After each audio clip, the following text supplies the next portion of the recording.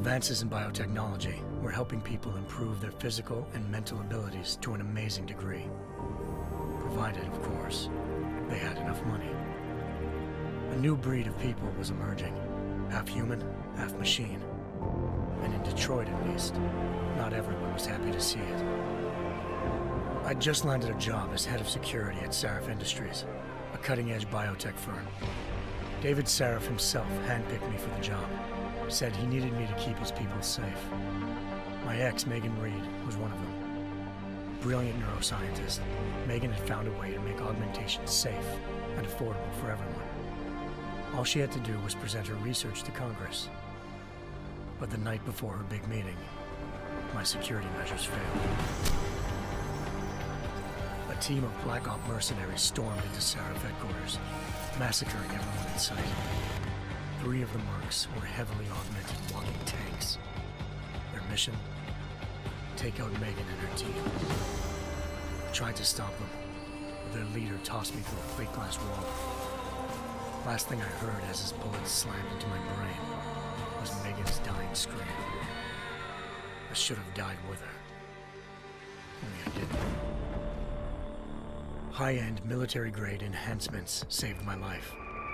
The best augmentation SHAREf's money could buy. It took me half a year to get a feel for her.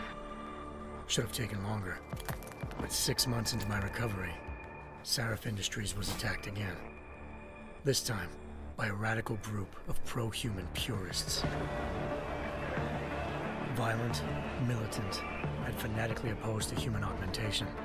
They claimed to be members of Humanity Front, a non-profit organization that wanted the UN to limit biotechnology research. The thugs broke into SHAREf's factory and found machinists working overtime on a top-secret military augment called the Typhoon. SHAREf sent me to retrieve it, and when I did, I found one of the so-called purists next to it, wired with cerebral implants, trying to download its classified specs. Obviously, something more was going on. The AUG killed himself before I could question him. SHAREf ordered me to dig deeper, so with the help of Frank Pritchard, SHAREf's head of cybersecurity, I did. Turns out a second hacker had been controlling the AUG's actions from somewhere off-site. Pritchard and I tracked his signal to a secret FEMA internment camp in Detroit. The Black Op mercenaries were there. The same mercs who'd left me for dead 6 months before. Figured they'd try again when they saw me. It wasn't so easy for them this time. I took out the tank named Barrett, even got him to give me a new lead. A penthouse apartment in China. Of course, we both knew it would be a trap in the end.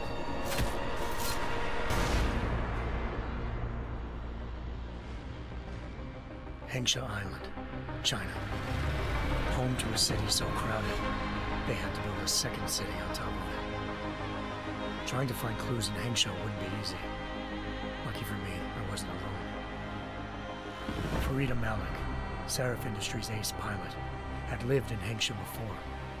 A good person to have on your side. She knew enough about the place to get me around. Malik dropped me in the lower city, close to the penthouse Barrett had told me about. Bell Tower Associates, a private security firm under contract to the Chinese government, had agents tossing the suite when I arrived. Just not for the reason I'd been expecting. Turns out the man who lived there was a criminal hacker named Van Bruggen. The same hacker who'd been remotely controlling the AUG in SHAREf's factory. Van Bruggen's panicked decision to force the man to commit suicide had been a mistake. Now his mercenary partners were gunning for him, and I needed to find him before they did. Locating Van Bruggen meant playing nice with the Triads, Hengsha's organized crime lords. They had the hacker holed up inside a low-rent capsule hotel. By the time I found him, Van Bruggen had no qualms giving up the woman who hired him. Zhao Yunru, president of the Taiyang Medical Corporation. According to Van Bruggen, Zhao wanted to monopolize the augmentation industry and had hired Black Op mercenaries to destabilize her competition. SHAREf Industries was at the top of her list. To prove this, I needed to get inside TYM and grab a surveillance hologram off a server. I suspected Van Bruggen was hiding something when he told me this, nothing could have prepared me for what I saw. Megan wasn't dead. She and her 4 best researchers had been kidnapped, spirited away somewhere while their kidnappers made it look like they were dead. Desperate to learn more, I confronted Zhao in her penthouse. She claimed to be a pawn in a bigger plan, and hinted at a group so powerful it controlled global interests at a whim. Then she slipped into a panic room and hit the alarm, forcing me to make a very quick exit. I figured Zhao was lying, but part of her confession made sense. David Saref had been worried about his people. So worried, he'd required all of them to have subdermal locator devices surgically implanted. The GPOs would have been broadcasting the day of the attack. But Zhao said a single call to Picus, the world's leader in global 24-hour satellite news, and turn those signals off. I needed to fly to Picus headquarters in Montreal if I wanted to learn more.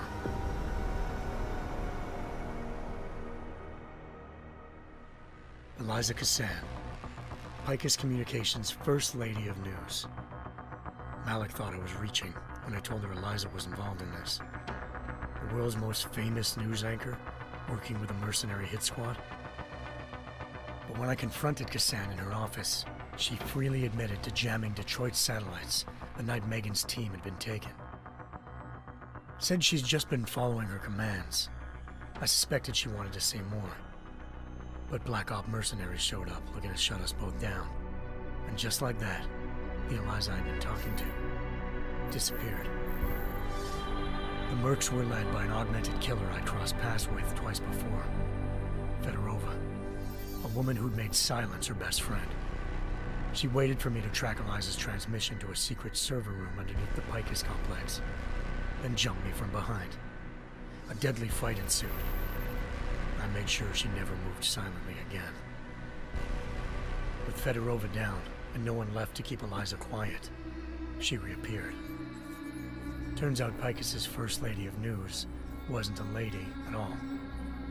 She was a sophisticated AI program, engineered to monitor data streams and control what people believed. Eliza told me the Mercs had brought in a Humanity Front doctor named Isaiah Sandoval to remove the scientist's implanted tracking devices while Detroit's satellites were down. She also told me to speak to David Saref if I wanted to learn more. By the time Malik and I got back to Detroit, tensions between normal and augmented citizens had reached a flashpoint. Riots were breaking out in several cities, and the UN was being urged to intervene. Saref was trying hard to convince Hugh Darrow, the inventor-turned-philanthropist who'd once been a leading proponent of enhancement technologies, to help stop a possible regulatory vote. Saref had a lot riding on Darrow. Megan's discovery would have given millions of people the chance to evolve beyond their normal human abilities, and at the same time catapulted Saref Industries to the top of the Fortune 500. According to Saref, Megan's kidnappers knew this, and didn't want people evolving unless they controlled how it was done. He called his enemies Illuminati, and urged me to keep searching. Determined to do so, I tracked down Sandoval via America's most outspoken augmentation opponent, Bill Taggart, Sandoval's boss and founder of Humanity Front. Sandoval admitted to operating on Megan's team when I confronted him, but said he hadn't removed their GPLs. He'd merely switched them to a different frequency. Pritchard was able to trace one of the signals to China. Malik and I immediately took off in pursuit. Unfortunately, the Illuminati were one step ahead.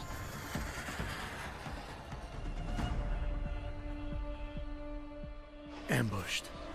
Shot out of the sky by Bell Tower Associates, seconds after entering Hengsha's airspace. Malik's piloting skills saved me. After a tense and bitter struggle, I escaped into Lower Hengsha. The tracking signal I was following led straight to the Triads, or more specifically, to the augmented arm of Tong Si-hung, leader of a gang of augmentation harvesters. Tong said they'd taken the arm off a corpse, which Bell Tower had left at their door, meaning at least one of Saref's scientists was dead. Maybe not the rest of them, though. Tong pointed me to a port used for human trafficking and helped me slip aboard a bell tower ship. It was sailing to Rifleman Bank Station, a military base in the South China Sea.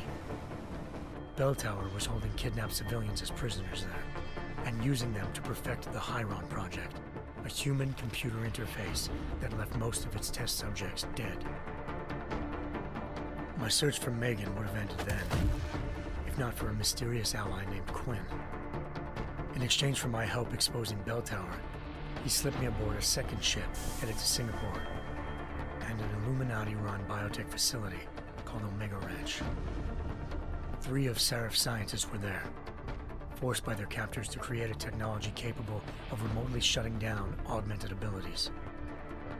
Thanks to an emergency recall notice issued by the World Health Organization, millions of people all over the world already had the biochip installed.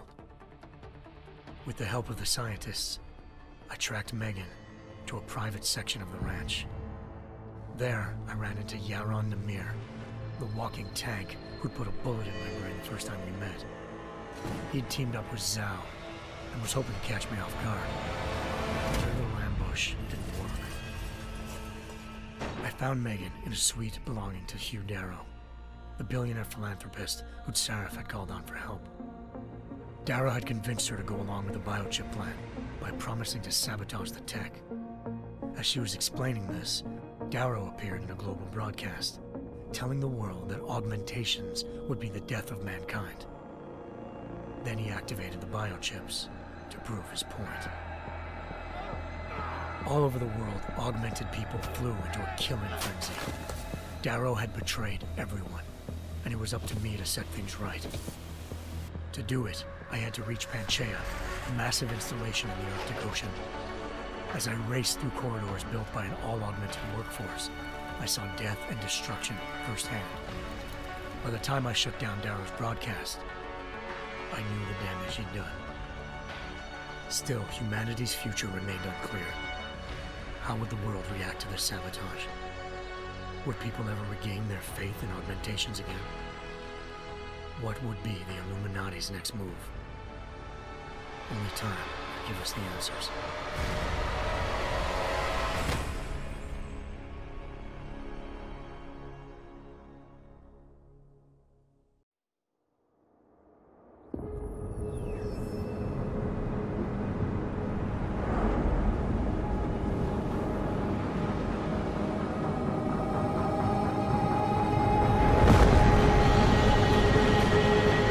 I once thought I could save the world. Now look at it.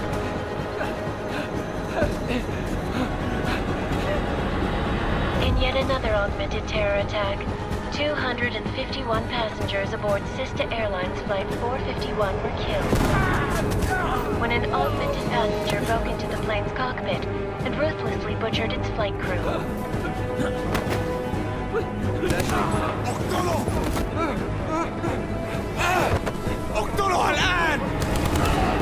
Details recovered from the black box recorder suggest that the man may have been suffering flashbacks to the AUG incident. That horrible day 2 years ago when augmented people all over the world flew into a psychotic killing spree, causing the greatest loss of life in recent history.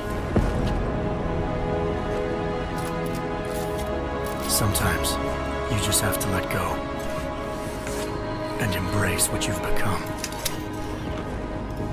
Not gonna go all wonky on us now, Hansa, are ya? Well, if I do, McCready, I guarantee you'll never see it coming. Agent Jensen, am I gonna have a problem with you? No, sir. No reason to assume you would. Good, because you are the only augmented operative on this team, and I intend to make good use of you. Listen up, all of you. We got a sandstorm barreling down our arse and we can't afford to make mistakes.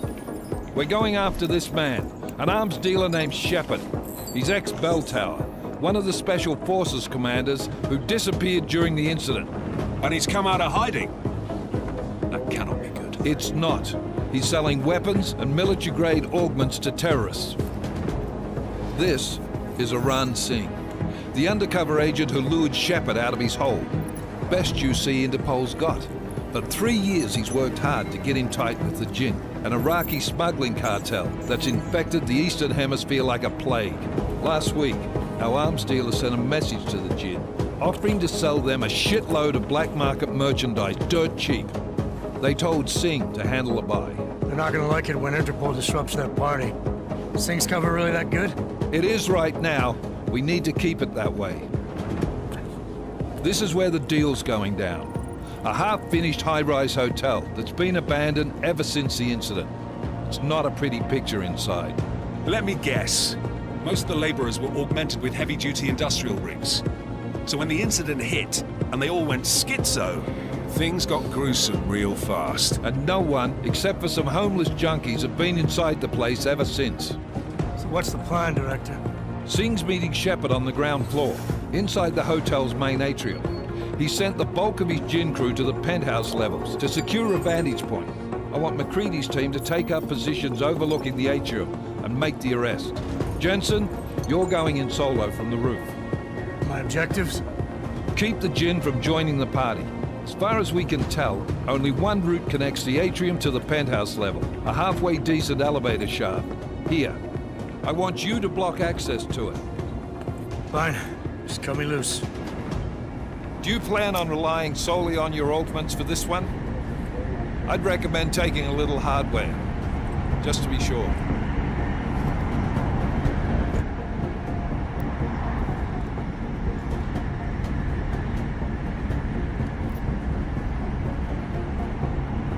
I'm not leaving my 6 exposed. Give me something lethal.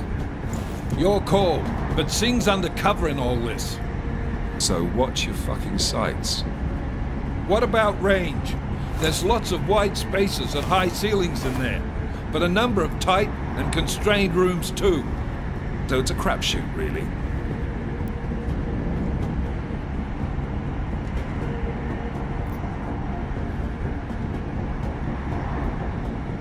Well, I'm not looking to play dice with anyone in there. Give me something with distance. Your call. Less chance of being seen and compromising Singh that way. One last thing, Jensen. Singh said the Jinn are using some sort of portable Wi-Fi device to boost communications. He's got a better chance of maintaining cover if you disable it. I'll keep an eye out for it. But aren't we on the clock here? You said there's a sandstorm moving in. There is, and we got the intel on this mission at the very last minute. So we're scrambling a little. If it comes to it, your #1 priority is keeping the Jinn out of that atrium. Copy that. Time to put away your heavy thoughts, gentlemen. We're approaching the target building. You're up first, Jensen. Let's do this. Task Force Actual. This is Knife Leader. Engage Hush drives and descend to Angels 1-5.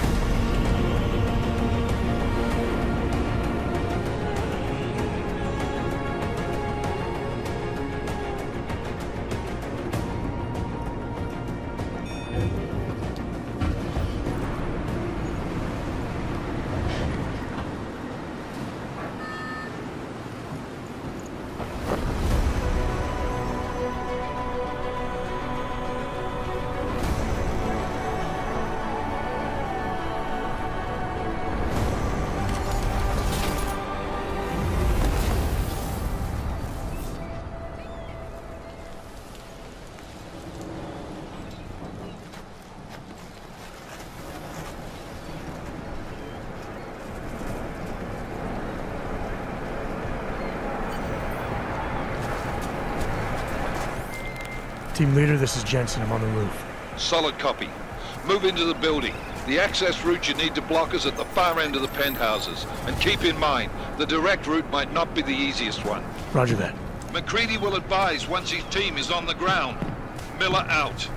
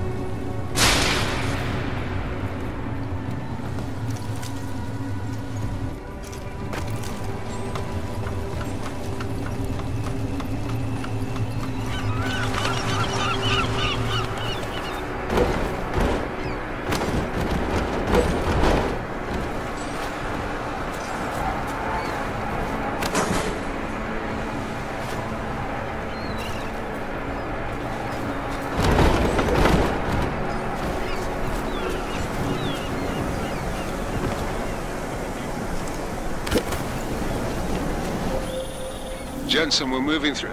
Oh, fuck! What's wrong? The Jinn have got a few Jennies up and running. Gonna have to hack keypads.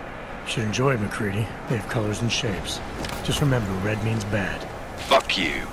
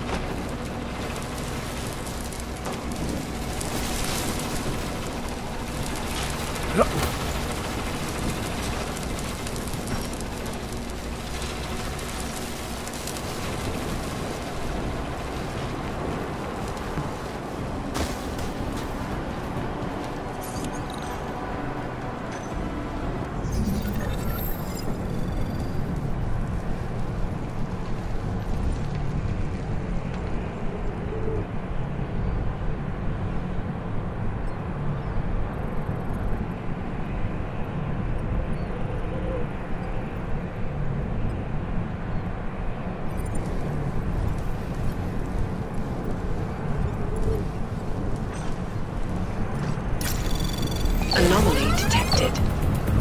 Trace program initiated.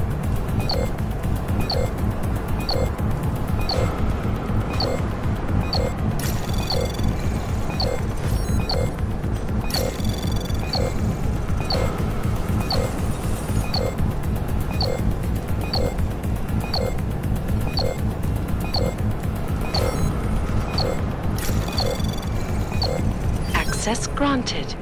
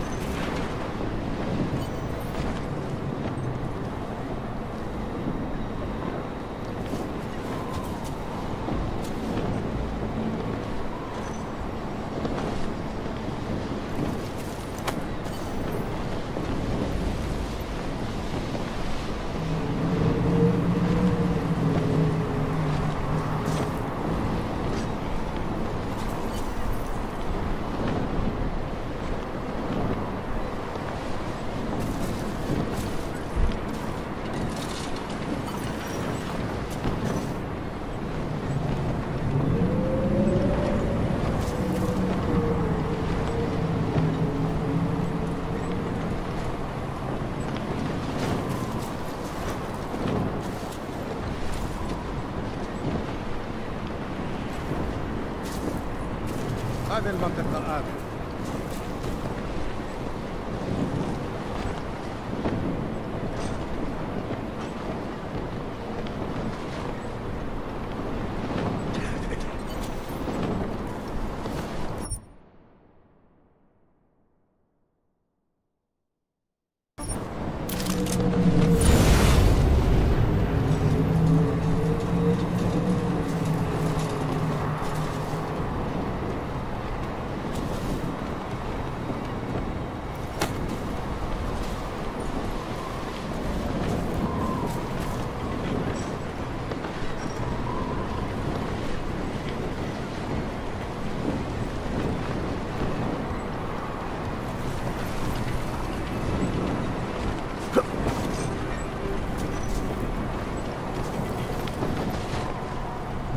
What?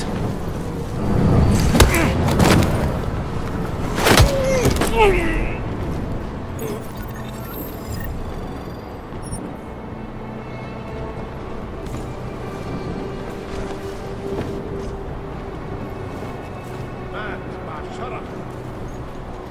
بدنا هذيك الأسلحة.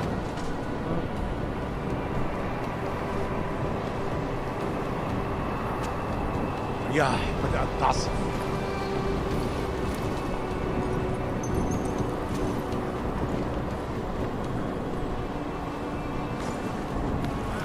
هذا كان صوت غريب.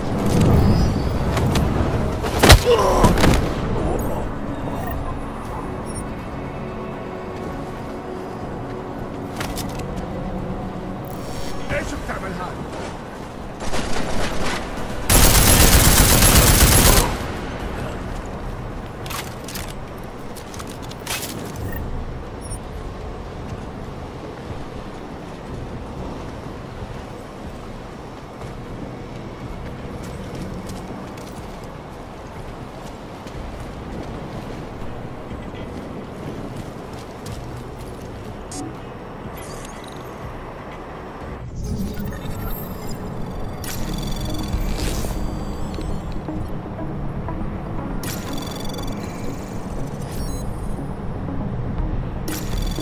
Anomaly detected.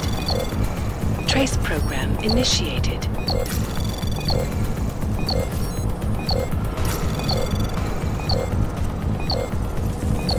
Access granted.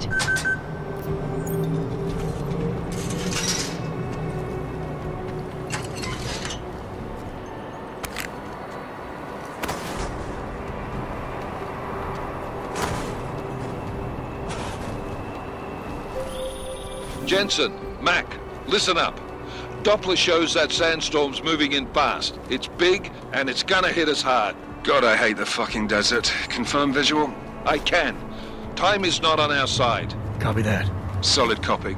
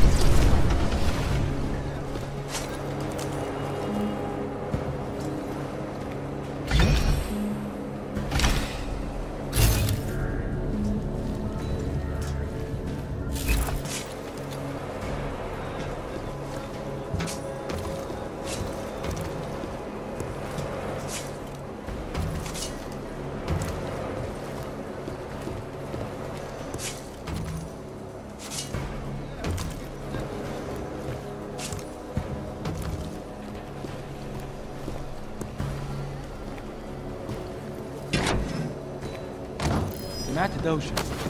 انت متأكد انك جاي من هنا؟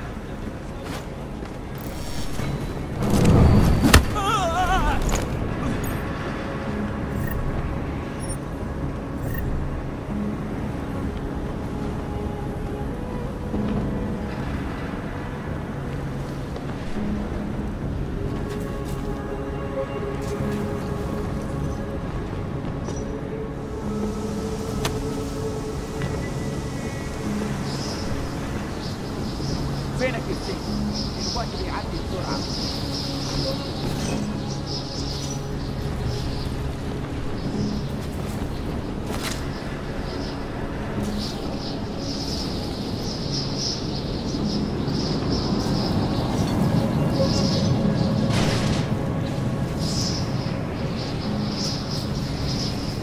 That was fast. You installed the signal booster already?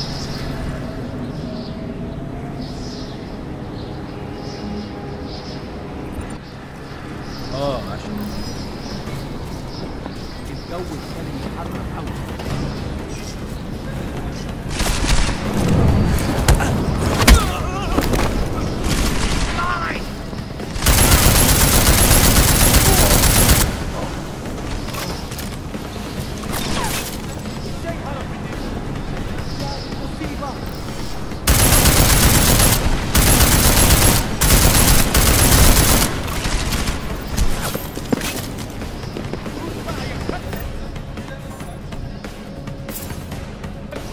خليني اقرب.